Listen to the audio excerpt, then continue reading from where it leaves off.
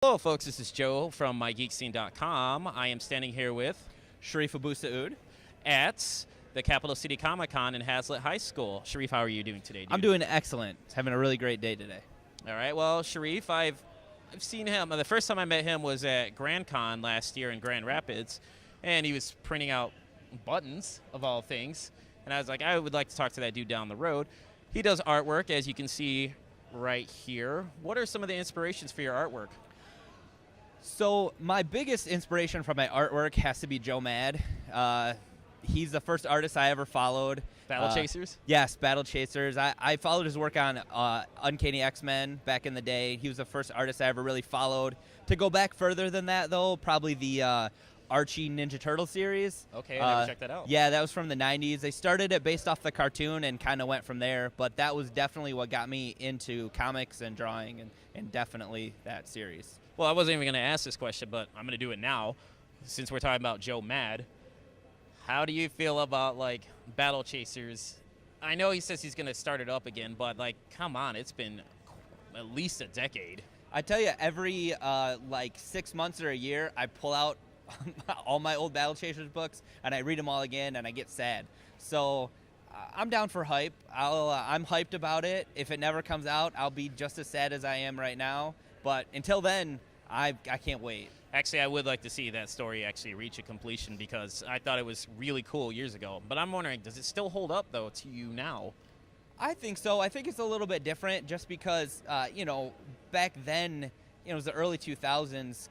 We were just coming out of the 90s, and for me, there wasn't a lot of things that weren't big two superhero books. So that's one of my first non-superhero books I got, and it still feels good to me when I read it.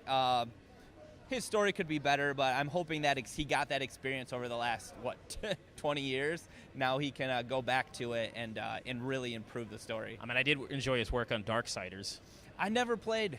Oh, it's basically kind of like God of War meets Legend of Zelda. That's cool. I heard it was really hard. The first one's not too bad. Okay. Not too bad. I didn't play the second one because of all the glitches and stuff, so I was like, yeah, I'm going to hold off on that. All right, well, back to your artwork.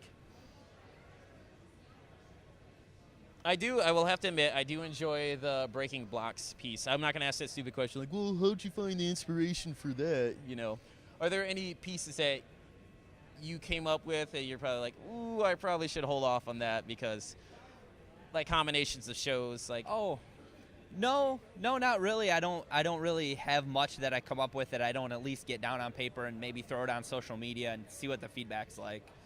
Is there any, I guess I'm asking for a sneak peek, is there anything that you're working on right now that you think, that you're going to be placing out pretty soon that's a possible combination of inspirations or themes? I don't have anything, any mashups on the way. The things I'm working on right now is I'm working on a really big 4-piece Guardians of the Galaxy print that you could buy separately and they all kind of fit together. Oh, that's so pretty you can sweet. Get your favorite characters, or you can put it all together and it kind of makes a picture. So that's really fun.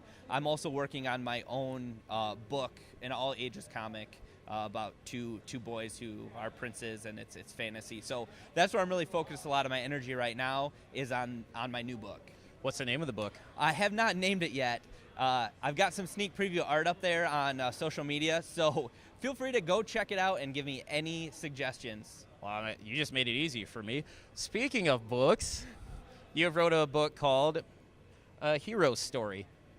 Well, hero with quotation marks around it. Could you please tell the folks who don't know about it what it's about? Sure. A Hero Story is it's a short story, a long short story that I wrote about a guy who gets superpowers or discovers he has superpowers, a real guy, a dad with a job, and how he deals with that and how he really balances the privilege he's been giving or the power, the responsibility he has to do good with his powers versus his family and his responsibilities in every day. And you have to read the book for yourself, but he makes some choices that seem like the right choices, but in the end maybe don't work out so well for him. So, that was a really personal story for me. It came at a time, I wrote it when right after my second son was born, and I was working a lot and feeling some of those pressures of work versus responsibility at home and things like that. So I really tried to get that into the book. I kind of really wanted to take the idea of like unbreakable, right, and actually just kind of do something different with it. So the real life superhero, but make it more relatable to everyday people. Okay. You also wrote a sequel to it, Hero's Son. Yep. What is that about? So that was inspired, not by my life, definitely, but by a lot of folks I know who grew up without a dad. So if you've read Hero Story or you know me, the main character dies in the end because I kill my main characters all the time.